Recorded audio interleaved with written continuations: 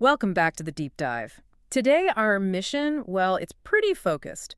We're doing a heavy extraction, if you will, pulling out wisdom on entrepreneurship, education, and life from a really great conversation with investor and advisor, Mr. Sri Sharan. Yeah, we've sort of filtered it right down. The goal is to give you, the learner, clear, actionable insights. Cut through the noise. Exactly. And we're kicking off immediately with something maybe the biggest illusion in the startup world. Yeah. Everyone's obsessed with the idea. Oh, totally. Waiting for that light bulb moment, thinking, that's 90% of the battle won right there. And that's the tension, isn't it? The source material we looked at, it's pretty blunt. It says the idea is maybe the cheapest thing in business. It really is. Almost no value until you execute on it. Right. So real entrepreneurship, the way Sri Sharan sees it, it's all the hard stuff, the struggle that starts after the idea is already there. Mm-hmm. And if the idea is cheap, then your execution plan, especially how you price things, that has to be really strategic. Okay, let's dive into that then. The economics of pricing. Because honestly, the advice here feels a bit counterintuitive. How so? Well, don't people usually say start cheap, grab market share first? But the source argues for removing low price points entirely. Doesn't that shrink your market? See, that's the classic short-term thinking versus the long game. You can't really scale efficiently if your price is just too low. Why not? Your margins just won't support the kind of infrastructure you need later on. And think about it this way. Price isn't just a number, it's a filter. A filter for customers. Exactly. If you price at rock bottom, you're basically saying, we'll take anyone. And frankly, those customers, they can often drain your resources more than they contribute. So price actively chooses your customer. I like that. And higher value customers, maybe fewer, they expect more, right? Dedicated service. Absolutely. The higher price justifies the expectation of maybe a dedicated account manager, someone who really focuses on their success, gives them that white glove treatment. And you just can't deliver that profitably if you're chasing volume at tiny margins. Precisely. The price reflects a partnership, really, not just selling a product. Okay, so if pricing features your main customers, let's see how this kind of thinking applies earlier, like building talent or community, especially with students. Which brings us to the Student Tribe platform example. Right, Student Tribe started pretty small, actually. 2 magazines back in 2016. The goal was simple: connect young people, students, on one platform. But the genius wasn't just the idea of community, was it? It was how they built value, these 3 pillars of capital. Mm-hmm. That's the key. It's a really transferable model, I think. It's structured. It's not just vague networking. So what are these 3 pillars? Walk us through them. Okay, first pillar, intellectual capital. Basically the brain power. Knowledge from mentors, different topics, real learning. Got it.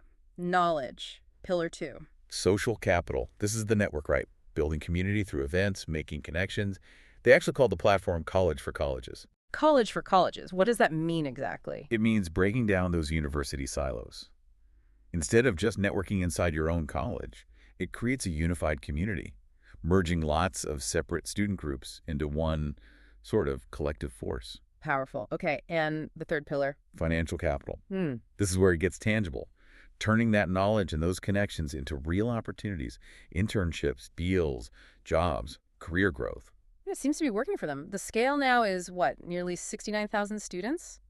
Over 300 colleges? Yeah, and interestingly, they're focusing strategically on Tier 2 and Tier 3 colleges for internships, finding talent pools others might overlook. That's smart growth. Not just big numbers, but strategic focus. And that idea of focus and maybe unity, it links to a broader point Sri Sharan makes about society. Oh, yeah. What's that? Well, he observes that when people move from, say, the middle class to the high class, a big factor is unity and collaboration, something he feels is often missing in the middle class because of intense individualism. Right. Everyone's taught, pull yourself up by your own bootstraps, be independent.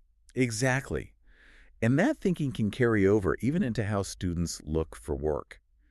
If you're collaborative, if you know your value, you shouldn't approach internships like you're begging for a chance. You should be asserting your value, demanding what you're worth. Sort of, yeah. It's about agency, knowing your worth and acting on it.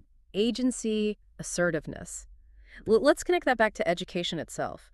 The source was pretty strong on viewing education as a long-term thing, not fast food. Absolutely. The core belief there is that real strength in education, it doesn't come from launching quick courses or looking for shortcuts. It comes from success stories that take time to develop, like a good wine. Okay, and how does technology fit into that? AI and all that? The view is firm. technology, including AI, it's assistive, it helps, but it's never going to replace fundamental human intelligence, critical thinking. But isn't that a bit defensive? I mean, AI is changing things fast. If we're too focused on the slow food model, are we missing the boat on integration speed? Well, the point isn't to ignore speed. It's about the foundation. Tools change, yeah, rapidly. But critical thinking, collaboration, self-control, these are the long-term assets. Okay. If you treat education like just a transaction, like fast food, you lose that deep resilience you need, which actually brings us to maybe the most uncomfortable topic raised. Ah, yes, the internal struggle, social pressure, substance abuse. Right. And the insight into how these habits often start is, well, it's quite profound. What stood out to you? The observation that the first cigarette, the first drink, whatever the substance, it's almost always given to you by someone else. It's not usually initiated just out of personal desire. Rarely. It seems often driven by FOMO, fear of missing out, needing to belong to the group, peer pressure. So if that's how it starts, the really crucial question then, for anyone, but especially an entrepreneur or a young person trying to build something, is, do you have self-control? That's it. That self-control is what shields you. Shields you from the group pressure at the start. And maybe, just maybe, shields you from what the source called success withdrawal symptoms later on. Success withdrawal symptoms. That's a heavy phrase. What does that actually mean, like, in the real world? It suggests that, once you hit that huge goal, sell your company, launch the big product, Yeah. you might actually lose the drive that got you there. The struggle is gone. And you flounder. Maybe. You might suddenly need constant validation, or you can't handle the maintenance phase because you're wired for the fight. And if you haven't built that internal discipline, that self-control, by the time you're, say, 18 and becoming more aware, you're vulnerable. Right. Vulnerable to losing your way even after you've made it. Wow. Okay, that connects really well to the point about this generation, the generational paradox. Yeah, the source highlights how many young people today are, financially speaking, maybe the luckiest generation, often children of, say, IT parents with stable incomes. Providing that financial stability. But that stability, paradoxically, can create a really dangerous comfort zone. How so? Well, if you haven't faced real hardship, maybe haven't had to truly fight for something financially, you might lack that deep sense of accountability, of ownership. And those are absolutely essential when you hit the inevitable struggles of building a business. Comfort can make you soft. Which leads to some really direct, actionable advice. If I'm that young entrepreneur pitching my idea to my, let's say, successful IT parent, that sounds terrifying. How much conviction do I need? The argument is stark. Your very first customer has to be your family, your parents. They are the ultimate test. Really? You have to sell them first? Yes, you have to sell them the idea, sure, but more than that, sell them on your conviction, your commitment to the struggle. If you can't convince the people closest to you that your vision is real and you're serious, how can you convince anyone else? An investor, a client? That makes sense. So if the comfort zone is the biggest internal threat, then getting outside guidance, mentorship, that becomes critical. How do we choose the right mentor? Okay, the source gives 2 criteria, non-negotiable.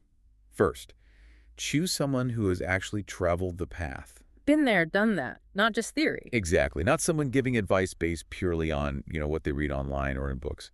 They need skin in the game. They need to know the struggle personally, lived experience. Okay, crucial. And the second criterion? Trust. Simple as that.